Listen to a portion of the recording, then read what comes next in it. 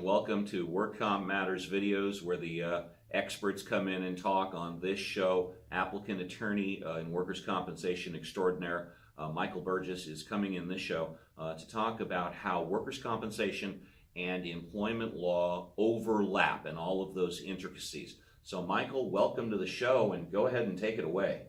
Thank you for having me, Steve, and pleasure to be your first on your video segment here. It's a pleasure. I thank you very much. I got some virginity, huh? Okay, so I just wanted to briefly touch bases a little bit about the overlap between workers' comp and employment law practices. You know, we use this phrase inextricably intertwined a lot in our workers' comp practice, and it fits perfectly with the combination of an employment law case and a workers' comp case. Mike, when the doctors say inextricably intertwined, are they really saying I have no friends?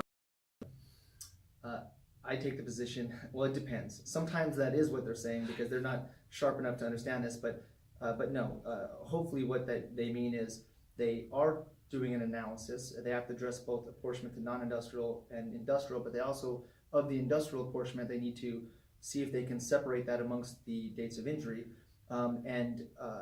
You know what, now that you brought this up, before I go into employment, let's talk a little bit about inextricably intertwined for a second. And I got to tell you, I don't know if you caught the new case, the city of Petaluma, but it specifically mentions swag, scientific wild-eyed guess, wild ass guess, which is in the labor code. But please go ahead, take it away. Well, first off, I will just say, if it was a swag or a wild ass guess, ultimately, apportionment is defendant's burden, and I take the position that they don't meet their burden. Applicants entitled to an apportioned award, including an unbensonized award.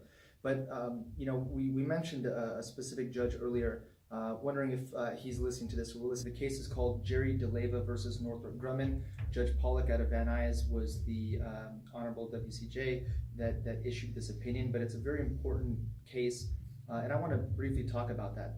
You know, I would depose a doctor, and you know, hypothetically the doctor is giving a lot of impairment and he splits it 50-50 amongst two dates of injury.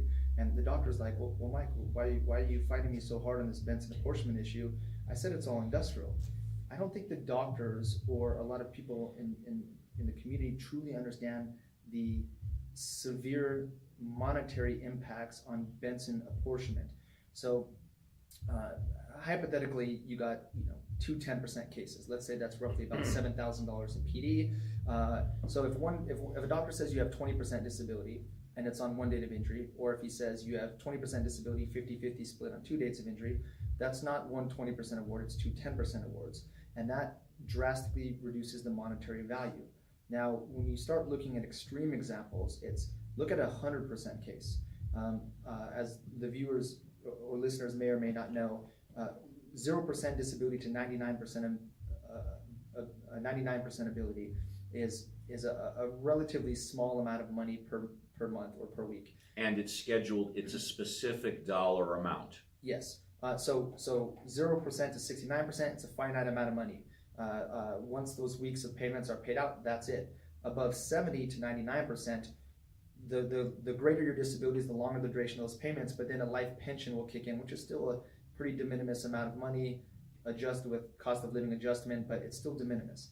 The true way to get substantial justice and high monetary awards in workers' comp is 100% disability cases, although those are getting harder and harder to get nowadays. Which is payable at the TD rate for the rest of your life. Yes, so if you have somebody who's 100% disabled, unable to compete in the open labor market, or not amenable to vocational rehabilitation, and a doctor finds that solely attributed to one date of injury, that's 2/3 of your salary for the rest of your life. Now, if that's tax-free. Now, if that doctor were to say, wait a minute, there's two specific injuries, it's 50-50 split, that becomes two 50% awards, which, let's just say for argument's sake, that's about $120,000, whereas the 100% disability could be 1.5, 2 million. You know, so Benson apportionment has drastic effects for injured workers. And I was a part of a case wherein I took over a case from Charles Rondeau. He had agreed on an AME and there was considerable disability, but the Dr. Benson apportioned it, said 50% to this one, 25-25. Didn't even explain how or why. And per Gatton, I didn't believe that was substantial medical evidence. But regardless, there was a psych and an internal that were compensable and found that the injuries were inextricably intertwined. That is, they weren't saying they couldn't do it. They were saying that it's impossible, it's inheritively speculative to apportion to a reasonable degree of medical probability. They weren't saying they couldn't do it. They were saying they are making an apportionment determination, and it's inextricably intertwined. This is important because in the labor code, if a doctor says they can't make an apportionment determination, in the labor code it says they shall consult with another physician. And litigating this case, including up in front of the WCAB, I took the position as, no, they don't have to consult with another physician because they are making an affirmative determination that it's inextricably intertwined. But I tried this case, and ultimately I had the case settled, and they backed out a couple days before trial. I was arguing that my client was entitled to a life pension award, which meant above 70% disability. And ultimately, my position was, one, the agreed medical examiner's orthopedically wasn't substantial in this Benson apportionment determination, but irrespective, even if it was, because the psych and the internist are inextricably intertwined, you can't apportion, mathematically it just doesn't work. And when that happens, the defense doesn't meet their burden. An applicant, as a matter of law, is entitled to an unapportioned award on one date of injury, which frankly is just sort of makes sense with justice and logic. I tried this case in front of Judge Pollack. We did some briefing on this. Judge Pollack issued a decision awarding a life pension and basically saying that he thought the AME's Benson apportionment determination was substantial, but it wouldn't matter because the internist and the psychs are inextricably intertwined, and as a matter of law, an apportioned award. Of course, the defendant reconned this case and went up to the WCAB. They put a stay on the case for about 8 months, and we did multiple briefing back and forth. Ultimately, Jerry DeLeva versus Northrop Grumman is a case that come down. It's a noteworthy panel decision. It's not an en banc decision. I don't think there was enough justices on the bench at the time. But ultimately, this case now stands for the proposition that you could have 10 AMEs, and 9 out of 10 could do proper Benson apportionment analysis. But if one finds it inextricably intertwined, the applicant is entitled to unapportioned award. That's a really, really big case for injured workers, and the judge did the right decision on this one. The WCAB affirmed it correctly. There was a justice that dissented, but the judge that dissented basically said, well, I don't think they explained inextricably intertwined well enough. So I do agree with your contention that some of these doctors do just say inextricably intertwined because they don't know and they can't explain it. And I want to talk to all the applicant attorneys out there that are listening that if a doctor says inextricably intertwined, you haven't won your case. Sure, it's a magic word, but they need to explain how and why it's inextricably intertwined. And let me give you an example that I've used a few times.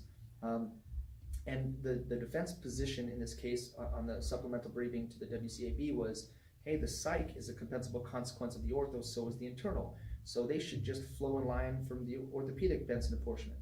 The problem is that's not accurate, and there's case law that's come out subsequently saying that they can't do that because it's a separate apportionment analysis. The psychologist has a separate apportionment analysis than the orthopedist, even though the psych may be a compensable consequence from the ortho. Here's the example I like to use. Let's say you have somebody with a neck injury, and let's say that ultimately their neck injury is rated based upon range of motion. Let's say they have significant bilateral radiculopathy, multi-disc involvement, whatever. It's properly rated range of motion, but they had 2 specific injuries. They had one injury that caused significant range of motion loss, and then another date of injury that caused much more range of motion loss. Now, ultimately, that may be a case where the orthopedic AME may be able to do proper Benson apportionment. If there was basically a PNS report or range of motion studies showing that they lost X amount prior to the subsequent injury, and now the subsequent injury has caused an additional amount, that's just math. Total range of motion loss, do the math, you can break that down apportionment-wise, and I think that might be valid Benson apportionment. The problem is, if the psych is a compensable consequence, it shouldn't follow directly in line. Here's the example. Let's say that he had range of motion loss, but the applicant, hypothetical applicant, had range of motion loss to the neck from the first date of injury, but it wasn't severe. It was significant, but it wasn't severe. He could still see over his shoulder. He could still drive. It affected his ADLs, but wasn't hugely disabling. Activities of daily living, please continue. Yes. And let's say that the second injury is what caused a significant increase in his range of motion, but now he can't even see over his blind spot. Now he can't drive. Now he's homebound. Now he becomes wildly depressed and anxious. And so if you look at that example, that last state of injury may be the sole injury that caused the psychiatric disability. Because maybe the psychiatric injury and disability didn't occur from the first range of motion loss. Maybe it was that last tip that put him over the edge. So, or maybe it's a combination, but you can't say what percentage is what. So ultimately, I think that the case law is very strong in this regard, and that a consulting physician that finds injury and disability as a compensable consequence of an ortho can't defer and shouldn't defer because it's a separate apportionment analysis. But I will also say that, I can't see how any psychologist or internist, for that matter, it's inheritively speculative to apportion amongst the multiple dates of injury, absent objective evidence from all of that pre-existing injury, comparing it to the subsequent injury. Inextricably Intertwined is legitimate and it's real, and if you get them to explain how or why, I personally think it should be upheld because it is what it is.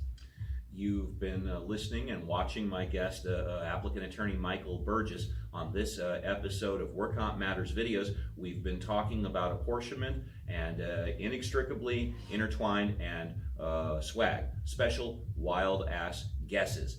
For my guest Michael Burgis on Work on Matters Videos, my name is Steve Appel.